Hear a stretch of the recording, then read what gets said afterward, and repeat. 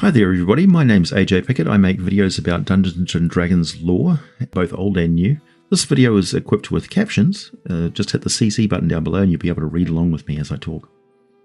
The Forgotten Realms are not static. They are vibrant and alive with new events and the course of history taking place all the time. I often get the sense that there are many who would want the world to stay the same, unchanging, until such time as they get there.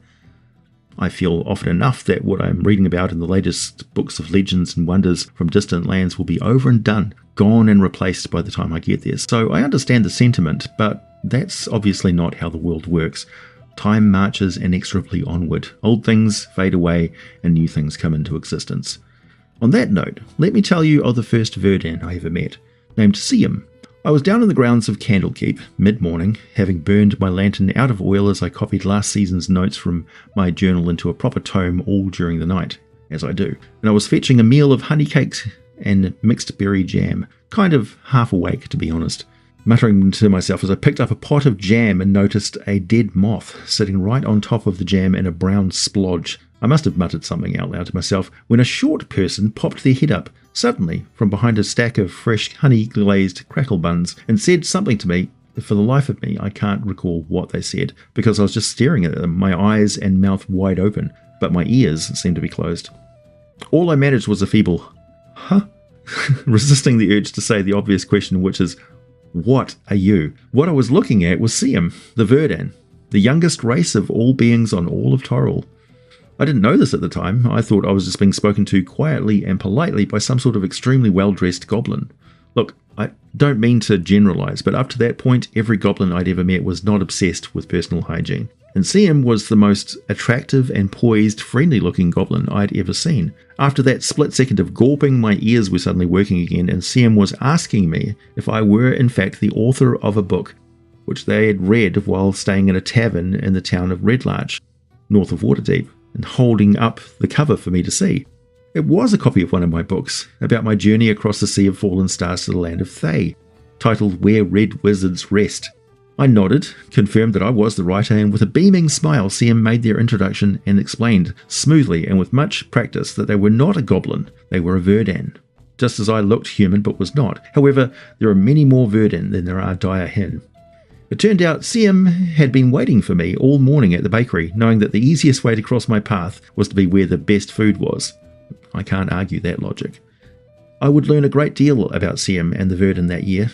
I will attempt to share some of that with you now, so grab yourself a tasty beverage. We're about to get deeply nerdy. Verdan were once an entire clan of goblins and hobgoblins that dwelled in a vast and little-known network of caverns bordering a sea in the deep Underdark. Siem described what sounds to me like the ruins of a truly ancient races from long, long ago, and fortified villages carved into massive, fallen statues of amphibian gods. Some tossed and tilted as if the endless rock all around them had heaved mightily at some point in the distant past and knocked the massive monuments this way and that. There were vast chasms where seawater plunged in an endless roar down into the darkness, and hot steam rose up, feeding abundant fungus and vermin, many unique creatures that had never seen the light of day. Spanning these huge chasms, the goblinoids had built a roadwork of rope bridges, some of massive size and age. The living fungus that was cultivated along many of them had fused the structures into almost rock-hard fungus wood, and there were many way villages and forts where important trade bridges converged. But the great statues were all like cities, named and storied. The clans who lived among them had special status, and they fought, and they schemed, and the priests of the goblin gods made sacrifices, and forbidden powers of the sunless ocean granted powers to twisted warlocks. All goblins knew the prophecy that they would one day rise to the world above and take their place in the sun, but it was just words. Until one day, one very long, strange, horrible day, after what must have been eons of clan history, something dramatically changed. Every single goblinoid in the monument cities and the Bridgeway clans woke from a deep sleep as something new, with no memory of what had happened. Their entire civilization, its history, its conflicts, its trade, all status and plans were just gone. The minds of the goblinoids were a jumble, their thoughts confused with changes that seemed to be taking place inside them. And looking at each other with new eyes, they saw that their skin was different, their bones were moving gradually each day. Most of the largest and oldest hobgoblins and bugbears were afflicted with terrible pain. The bugbear's hair fell out, the hobgoblin's armour no longer fit them, and those in chains were set free. Those who had plenty shared their abundance with those who had none. They tried to understand the symbols and carvings and their scars and tattoos that faded away, and they greatly feared the horrible feelings they got in their minds whenever they went anywhere near the black waters of the ocean. Terrible things lived there, and now they could all hear them inside their heads, and they had to get out of there. This was a bad place, and the only way out was up and up and up. For months and months they travelled the Underdark, stumbling across so many terrible things, with so few beings willing or able to help them. They struggled to survive and feed themselves, but eventually, thanks to their intelligence, newfound abilities and their tenacity, they made their way all the way to the surface world. Along the way, many explored their new mental powers quite deeply, and they discovered a fundamental connection to a primal being called That Which Endures, or Atagath-Kaldor in the Gluestick language, which, as far as anyone knows, is the embodiment of destruction and entropy that specifically breaks down combined things back into their component parts so they can be made into something new. Some say this is an evil primordial, others say it's a neutral overgod, but from what I've seen of the Verdan, I'm more inclined to think that That Which Endures is not a malignant thing, it just is. The link to the Verdan manifests in a few notable ways. Their ongoing state of mutation as a species is not yet entirely stable, and perhaps never will be. They have black blood that enhances their natural healing and resilience. They're intelligent, curious, and have a knack for telepathy. And while they are derived from goblinoids, they're no longer goblins.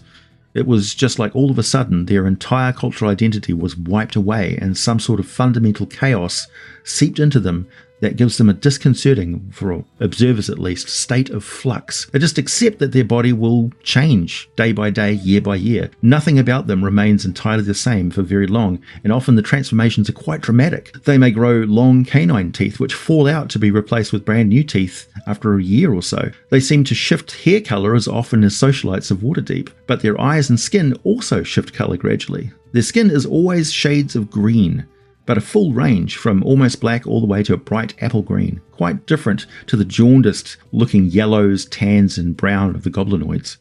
They start their life around the height of a goblin, but at some point they all undergo a sudden spurt of growth that sees them gain at least another 2 feet of height, which is a painful process for them. Their ears also change. Some grow so long and swept back that they commonly secure the tips together with ties, cord or metal rings right behind their head. Their hair typically grows in thick patches on their head, not an even covering. Facial hair is very rare at first, but some grow much more hair after their growth spurt. A bit of bugbear, a bit of goblin, a bit of hobgoblin, and something much more graceful and new. The Verdan may change their diet, their voice will alter, they may transform from one biological gender to another over a course of many months or even years. Quite a few are not the gender they were at birth. It's so common among them that identity within their culture is also very fluid. They will change their name as they travel and become part of new societies.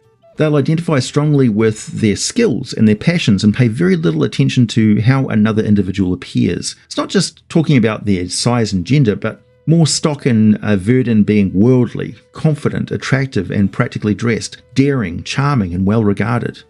As a race, their biological heritage provides them with a +1 bonus to their constitution and a +2 bonus to their charisma score. Their black blood enhances their healing. When they roll a 1 or a 2 on any hit die they spend from their pool at the end of a short rest, they can re-roll the die and must use the new roll. In practice, this seems like the Verdan can just sort of bounce back from fatigue and injuries reliably and swiftly. Also, nobody's quite sure how long the Verdan live. They grow quickly as infants, but they are 24 before they reach adulthood, and it can be months or even years before they have that unusual growth surge. It seems more to do with their status and mental maturity than it has to do with their physical years. The gift of telepathy allows them to speak to any creature that can understand a language within 30 feet. They need not share the same language with the Verdan. Both can send and receive simple ideas and straightforward concepts with the creature. This mental transformation robbed them of all the memory of their race that they once were. Some Verdan have a naive goodness to them, others don't put much stock in other races' fixed dogma of ethics and morality. Their telepathic insight and greater mental sensitivity does provide them with advantage on all wisdom and charisma saving throws, and their innate empathy along with a lack of preconceived bias about others gives them automatic proficiency with the persuasion skill.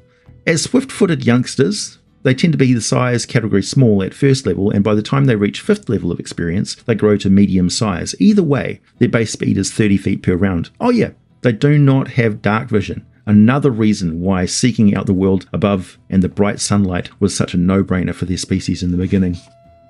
These days, the Verdan, people with a deep desire to experience a little bit of everything, have spread far and wide on the surface of Toril. I can't speak for their reasons for travel and discovery, but there is some deep connection that I've seen between the Verdan and individuals of mixed heritage. Also with the Hin. The halflings can be quite accepting and gregarious, as we know. They also tend to make a lovely home wherever they happen to find themselves. The Verdan hugely appreciate this and gravitate to the Hin settlements. Perhaps it's the small stature, the good nature, and the joy that they both share in just being in the sun among the growing things. I'm not sure. There's also something deeper.